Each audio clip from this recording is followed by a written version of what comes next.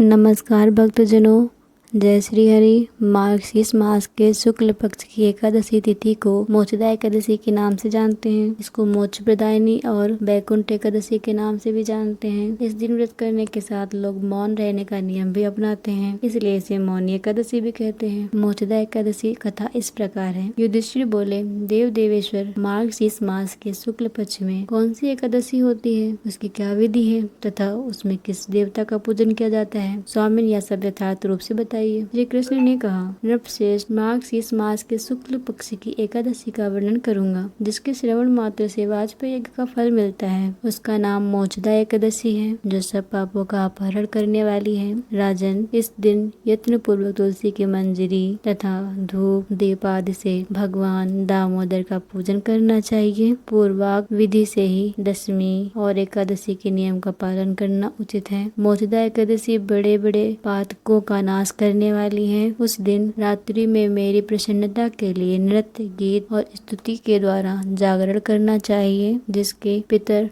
पापवश नीच योनि में पड़े हैं वे इस एकादशी का व्रत करके इसका पुण्य दान अपने पितरों को करें तो पितृ मोक्ष को प्राप्त होते हैं। इसमें तनिक भी संदेह नहीं है। पूर्व काल की बात है। वैष्णवों से विभूषित परम रमणीय चंपक नगर में वैखानस नामक राजा रहते थे। वे अपनी प्रजा का पुत्र की भांति पालन करते थे। इस प्रकार राज करते हुए राजा ने एक दिन रात को स्वप्न में अपने पितरों को नीच योनि में पड़ा हुआ देखा। उन सबको इस अवस्था में देखकर राजा के मन में बड़ा विस्मय हुआ और प्रातः काल ब्राह्मणों से उन्होंने उस स्वप्न का सारा हाल कह सुनाया। राजा बोले, ब्राह्मणों, मैंने अपने पितरों को नरक में गिरा हुआ देखा है। वे बारंबार रोते हुए मुझसे कह रहे थे कि तुम हमारे तनुज हो, इसलिए इस नरक समुद्र से हम लोगों का उद्धार करो। द्विजवरों, इस रूप में मुझे पितरों के दर्शन हुए हैं, इससे मुझे चैन नहीं मिलता। क्या करूं, कहाँ जाऊं? मेरा हृदय रुंधा जा रहा है। द्विजवरों, वह व्रत, वह तप और वह योग जिससे मेरे पूर्वज तत्काल नरक से छुटकारा पा जाएं, बताने की कृपा करें। मुझ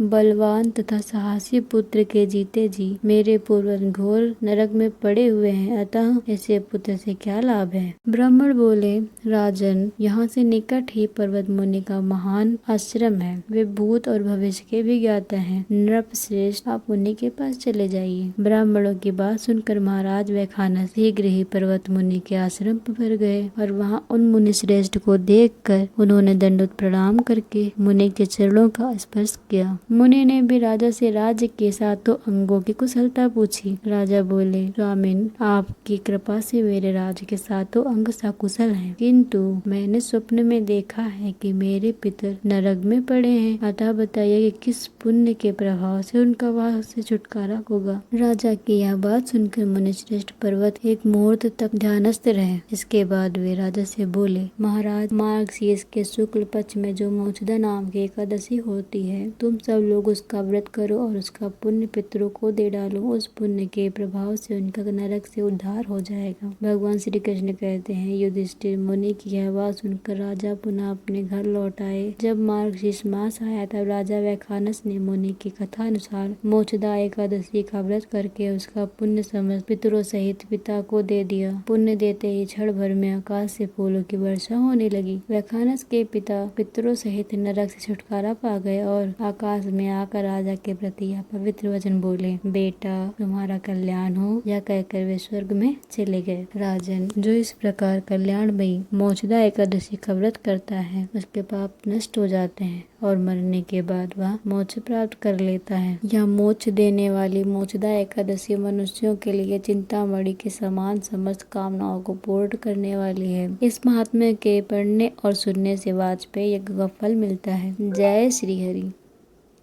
ऐसे ही अन्य सत्य पुण्य कथाओं के लिए वीडियो लाइक करना न भूलें। चैनल को सब्सक्राइब करके बेल जरूर दबाएं ताकि हर कथा की वीडियो का नोटिफिकेशन आपको प्राप्त हो सके। धन्यवाद।